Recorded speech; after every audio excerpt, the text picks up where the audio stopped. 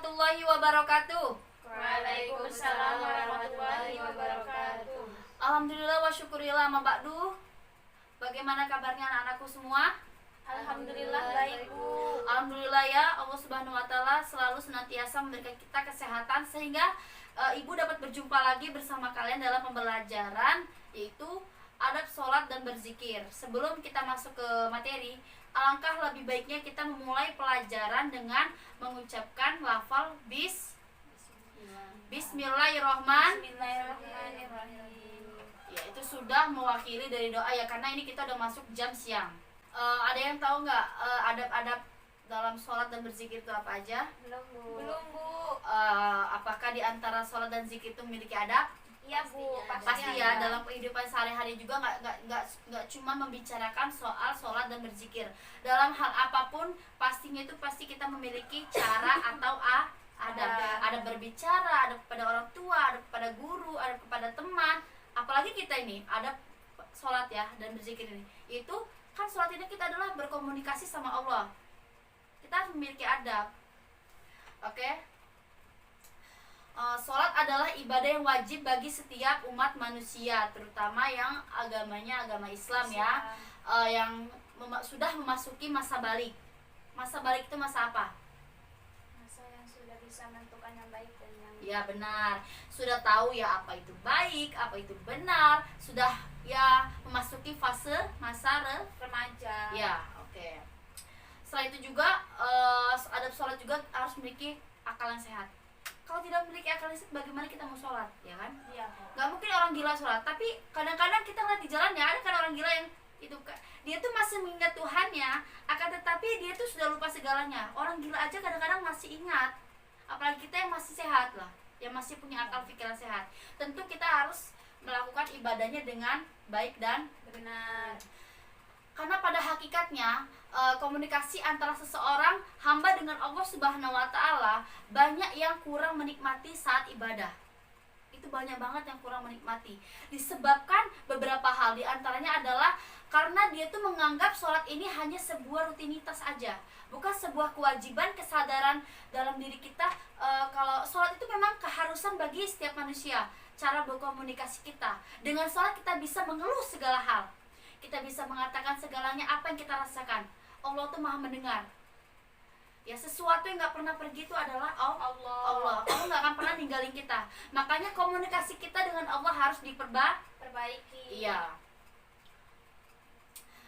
Lalu Allah Subhanahu wa taala berfirman bahwa dengan sholat yang khusyuk maka seseorang akan bisa terhindar dari perbuatan yang keji ya, atau kemungkaran. Jadi orang yang melakukan sholat dengan baik dan benar, mau baik atau benar, yang penting kita tuh melakukan dulu ya. Di awal kita tuh yang namanya ibadah, kalau nggak dipaksakan tuh nggak bakal jadi, nggak bakal bisa. Sesuatu memang harus dipaksakan.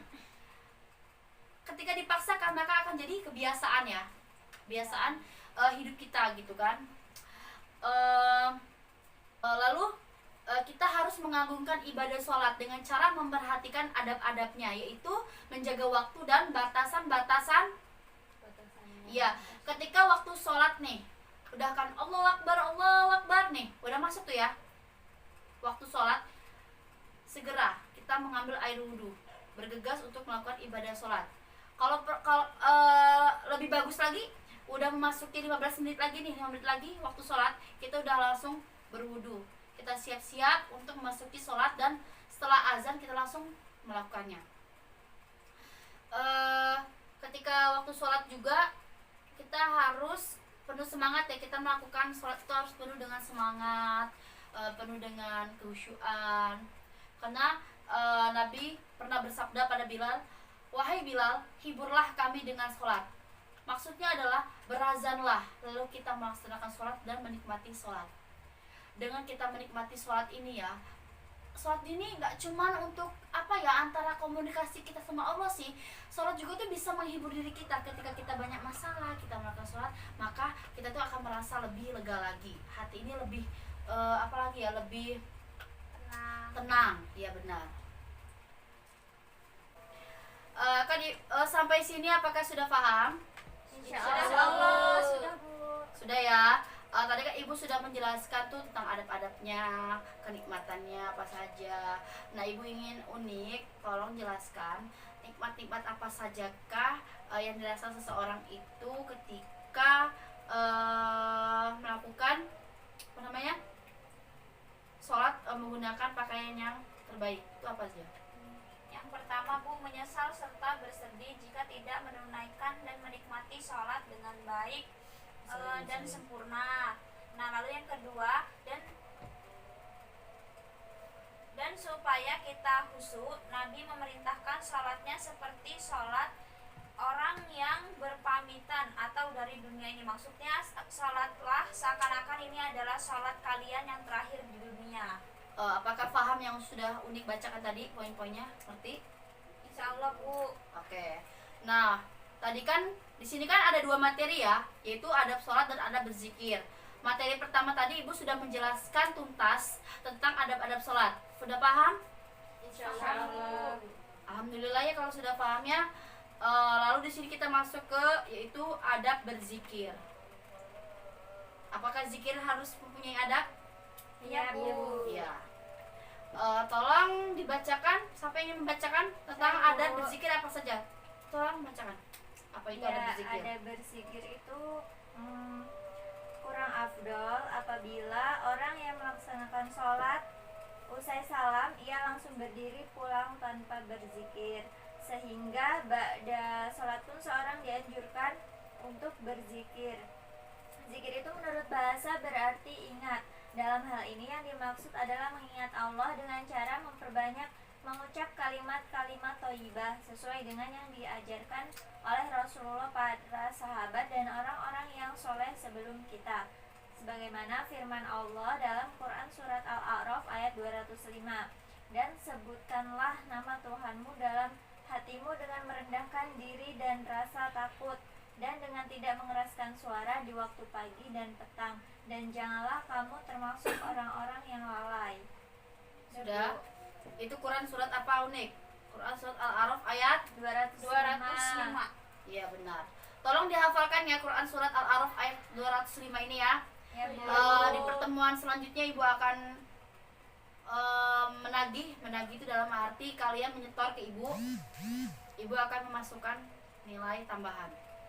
Oke, dari ayat di atas maka kita dapat paham bahwa zikir adalah sesuatu yang diperintahkan oleh Allah Subhanahu wa taala.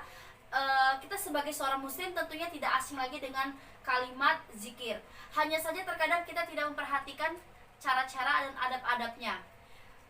Sehingga kita tuh jarang sekali kita melakukannya, tidak berbekas sama sekali dalam kehidupan karena kita tidak memiliki adab dalam hal berzikir tadi. Jadi itu tuh tidak membekas dalam diri kita, tidak teramalkan karena tidak memperhatikan tadi. Sebagaimana Allah Subhanahu wa taala berfirman yang berarti, bukankah dengan berzikir atau mengingat Allah hati kita akan menjadi tentram? Oleh karenanya perlu kita perhatikan adab-adab saat berzikir kepada Allah. Adapun adab-adabnya diantaranya adalah ada berapa adabnya? Yaitu ada ikhlas dalam berzikir, mengharapkan ridha Allah Subhanahu wa taala, membersihkan amal dari campuran dengan sesuatu, menghadirkan makna zikir dalam hati sesuai dengan tingkatannya, yaitu alam musyhadah. Jadi ketika kita sedang berzikir itu, kita tuh mengharap keridhaan Allah Subhanahu wa taala, mengharapkan apa ya? Itu tuh kayak zikir itu kan menyebut nama-nama Allah ya. Menyebut nama-nama Allah dengan penuh perasaan. Di situ kita tuh mengharapkan yang namanya kita tuh melakukan sesuatu pasti kita mengharapkan itu tidak salah kan ya. Itu kan apalagi dalam hal kebaikan. Berarti kita mengharapkan keberkahan dalam hidup. Gitu ya. Ikhlas dalam berzikir, mengharap ridho Allah Subhanahu wa taala. Membersihkan amal dari campuran dengan sesuatu, menghadirkan makna zikir dalam hati sesuai dengan tingkatannya alam musyhadah. Jadi ketika kita melakukan zikir ini mengharapkan ridho Allah Subhanahu wa taala ya, kita tuh mengharapkan keberkahan hidup. Yaitu dengan berzikir kita tuh bisa membersihkan diri kita. Maksudnya tuh dari hal-hal yang kayak misalnya gangguan-gangguan gaib gitu, dengan berzikir bisa ya, karena kan zikir adalah menyebut nama-nama Allah. Yang pertama yaitu berzikir dengan berzikir dan wirid yang telah dicontohkan Rasulullah SAW, karena zikir adalah ibadah. Membaca Al-Quran juga dengan niat berzikir terlebih dahulu itu bagus. Jadi sebelum kita setelah melakukan sholat, kita mau membaca Al-Quran nih, kita pasti berzikir dulu kan. Ya intinya dengan sebelum baca Al-Quran ini dengan berzikir itu dianjurkan ya. Rasulullah tuh menganjurkan kita membaca zikir dulu sebelum baca Al-Quran, yaitu contohnya seperti kayak mengucapkan subhanallah subhanallah beberapa kali ya kita kuatnya berapa gitu kan ya. Pokoknya nama-nama Allah lah, nama-nama terbaik Allah tuh kita sebut di situ. Yang kedua, mencoba memahami maknanya dengan khusyuk dalam melakukan. Jadi nggak cuma baca, kita tuh harus tahu maknanya itu apa. Kita harus khusyuk masuk loh ke dalam bacaan zikir itu. Yang ketiga, duduk di suatu tempat atau ruangan yang suci seperti duduk dalam sholat juga dianjurkan. Jadi ketika kita tuh berzikir, kita tuh nggak sembarangan, kita tuh harus dalam keadaan suci. Karena kan kita kan membaca nama-nama Allah ya, membaca perkataan-perkataan baik. Jadi kita tuh harus dalam keadaan suci, tempatnya baik, bersih, tidak ada kotoran sama sekali. Kemudian mewangikan pakaian dan tempat dengan minyak wangi, pakaian yang bersih dan halal. Jadi ketika kita zikir juga, kita tuh harus bersih, pakaian bersih, kita memakai wangi-wangian, kita rapi. Namanya juga kita kan lagi berkomunikasi gitu sama Allah kan, jadi kita tuh harus sesuai. Gak cuma kita tuh ketemu sama manusia aja ya, kita harus bersih, kita harus rapi. Tapi sama Allah juga sama, kita harus memperlakukan sama gitu. Kemudian memilih tempat yang agak sunyi, boleh memejamkan kedua mata, karena dengan mata terpejam itu tertutup jalan-jalan panca indera lahir, sehingga mengakibatkan terbukanya panca indera di hati. Oke, sampai sini paham? Insyaallah paham Bu. Oke, sampai di sini paham semua? Insyaallah paham semua ya apa yang Ibu jelaskan. Oke, sebelum Ibu menutup pertemuan kita pada kali ini, Ibu sini ingin menyampaikan kalian harus berdiskusi dengan teman-teman kalian. Satu kelompok 3 orang, yang di sini kan ada 20 anak, jadi kalian bisa milih masing-masing teman-teman kalian dengan siapa aja boleh.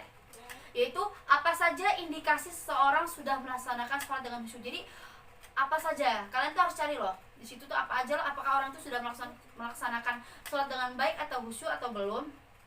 Kemudian apakah implikasi bagi orang yang sholatnya sudah khusyuk itu apa saja dalam kehidupan sosial bermasyarakat itu apa saja ya. Kemudian kemukakan alasan kalian. Jadi kalian jelaskan alasan kalian itu apa tentang pendapat kalian tadi, pertanyaan 2 tadi. Oke? Sudah tulis? Sudah Bu. Jangan lupa ya disimulasikan bersama kelompok kalian adab-adab sholat dan zikir yang baik. Oke? Oke, mungkin hanya ini yang dapat Ibu sampaikan.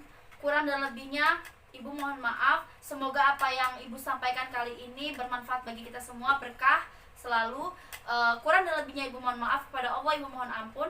Akhirul kalam, wassalamualaikum warahmatullahi wabarakatuh. Waalaikumsalam warahmatullahi wabarakatuh.